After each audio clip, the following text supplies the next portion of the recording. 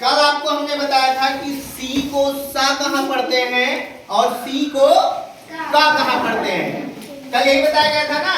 जैसे हमने सी को सा के लिए बताया था कि जब सी के बाद ई और सी के बाद आई आता है तो उसको हम सा पढ़ते हैं, और सी के बाद ए या सी के बाद ओ या सी के बाद यू आए तो उसे क्या पढ़ते हैं बेटा?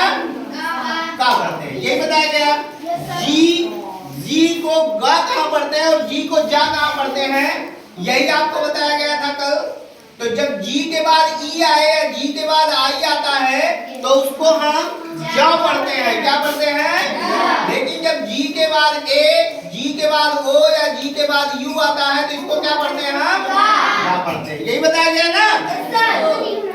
आज आपको देखिए कुछ ऐसे हैं कि अंग्रेजी के कुछ ऐसे अक्षर हैं कि लिखे कुछ और गए होते हैं, उसको पढ़ते हम कुछ और हैं, या फिर उसको हम कहीं साइलेंट होता है, जो साइलेंट लेटर होता है उसको साइलेंट में पढ़ते हैं। जैसे जब टी के बाद एक आई ए या आई ई या आई ओ या आई ओ या ना हो तो उसको हम शा पढ़ते हैं। जैसे देखो बेटा लिखा गया है P A R T I A L लिखा गया है, इसका प्रोनाउंसिएशन पार्टियल नहीं होगा, इसको पार्शियल पढ़ा जाएगा। क्या पढ़ा जाएगा? और पार्शियल मींस क्या होता है? आंशिक। ऐसे ही देखिए P A T I E N T, इसको पेटेंट नहीं पेशेंट पढ़ा जाएगा। पेशेंट माने क्या होता है? रोगी या मरीज।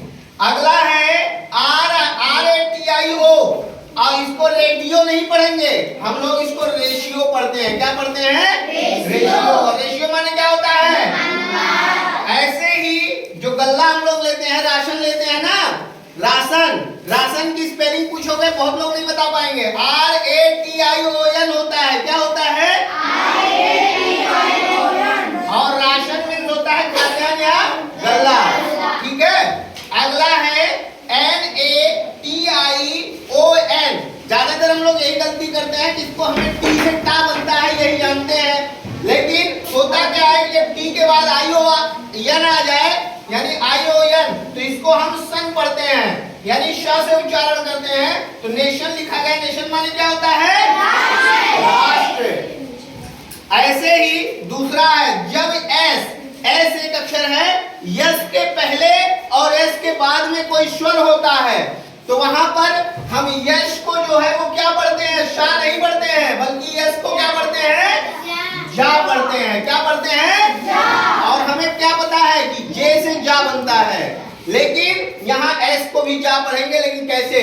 जैसे T E A S E, देखिए यहाँ ए और ई दोनों स्वर हैं और दोनों के बीच में एस आया हुआ है, तो यहाँ इसको क्या पढ़ा जाएगा? क्या पढ़ा जाएगा? और तीज माने क्या होता है? Very good. ऐसे ही लिखा गया है, देखिए प्रीसाइज। क्या लिखा गया? ये पी और ई सी आई एस ई, तो आई और ई के बीच में क्या आया है? एस। क्या हो गया? प्रीसाइज। तो इसको हम क्या पढ़ेंगे? जा। इसका उच्चारण हम जा करेंगे, एस नहीं करेंगे। ठीक है। ऐसे ही लिखा गया फ्रेज। क्या लिखा गया? ए और ई दोनों के बीच में क्या आया? एस। तो यहाँ इसको सा नहीं जा पढ़ा जाएगा। ऐसे अम्यूज, ए यू एस ई, तो यू और ई के बीच में एस आया, इसको अम्यूज यानी मन बहलाना, मनोरंजन करना। अम्यूज मींस क्या होता है? मन बहलाना या मनोरंजन करना। ऐसे ही है म्यूजिक। क्या लिखा गया? ये इसमें देखिए यू और आई दोनों के बीच में एस आया ना, तो इसको म्यूजिक नहीं म्यूजिक क्या पढ़ते हैं? म्यूजिक। और म्यूजिक मींस क्या होता है? संगीत। समझ में आ गया बेटा? Yes sir. ऐसे ही एक और है, जैसे साइलेंस वर्ड के लिए जब टी के पहले बी आए। क्या है? टी के पहले क्या आएगा बेटा?